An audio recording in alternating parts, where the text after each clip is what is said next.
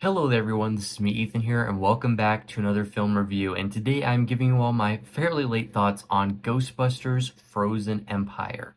As always with a movie that's within a franchise, I gotta give y'all my history on it. Ghostbusters was a very important part of my love and start of enjoyment for film. It was one of the very first films from the 80s that I had ever seen, and I think it was maybe the first. I could get it mixed up with Back to the Future, but regardless, Back to the Future and Ghostbusters were my first venture into 80s movies for sure, and I absolutely loved Ghostbusters about 8 years ago.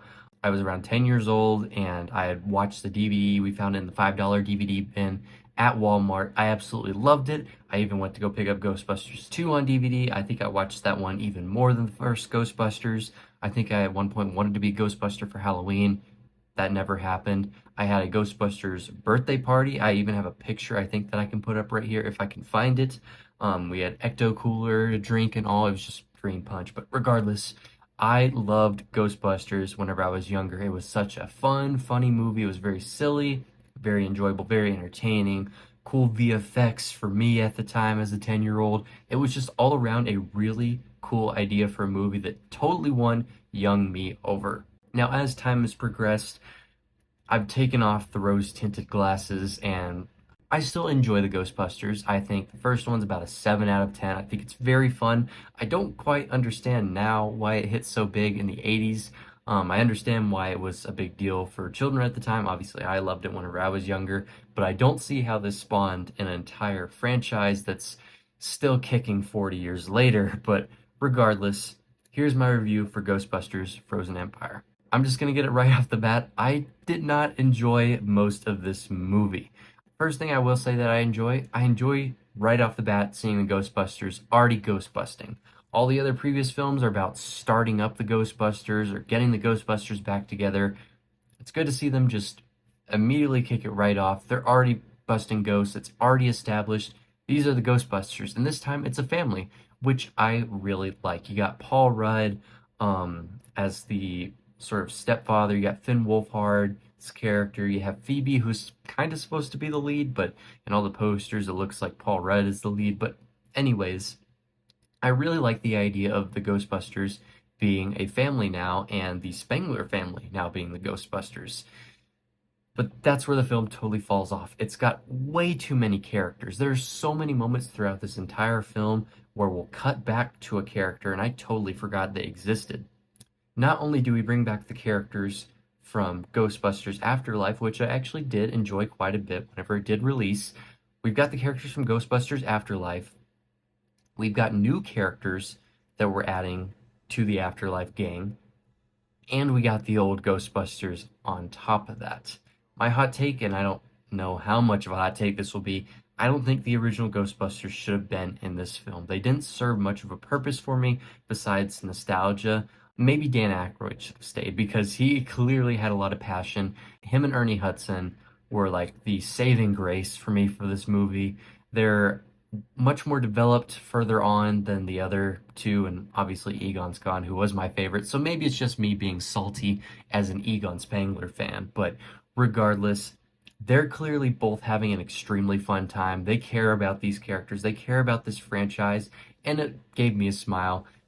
Obviously, it's more nostalgia bait-y, but I enjoyed their additions, but overall, I don't think they were entirely necessary for this movie because it just felt so overstuffed. I will say I didn't mind the visual effects. I thought they were actually pretty cool. The villain is terrible, terribly written, super weak, kind of menacing, kind of looked cool. I will get into like one thing from the spoilers that I have to mention at the end of the video that I thought was going to go one direction, but it didn't, and I was very disappointed by. I'll just leave it at that. Overall, I thought the performances in this film were just all right. I think Paul Rudd's probably the most fun character in here alongside Dan Aykroyd. I think McKenna Grace has a very bright future ahead of her. I enjoyed her a lot more in Afterlife than I did this, but overall, decent performances all around. The only performances that I didn't really like was a new character played by something Acaster, I think was his name, and Kumail Nanjiani. I thought they were very unfunny, sometimes extremely goofy, and They just weren't worthy additions to this film, in my opinion. I thought the story was overall kind of whatever. The idea of it being called Frozen Empire just doesn't work because the Frozen Empire doesn't happen until like maybe the last 45 minutes. It's a massive beam into the sky final battle. Just wasn't that great. Didn't really enjoy it. And that's what's most disappointing to me, is that this film had a ton of potential if it just slimmed down on its characters and refined its story and its writing and what it was trying to go for. It feels like the opposite of Ghostbusters Afterlife, and in fact, I think the closest comparison is Shazam and Shazam Fury of the Gods, where Shazam was a nice, smaller scale superhero movie about a found family, similar to Ghostbusters Afterlife, much smaller scale. You're in Somerville, you're not in New York. It's about a young girl finding out about her grandparent who she doesn't know much about. It's much more interesting, it's much more heartfelt. Both of those films have a lot more of a heart overall to their story.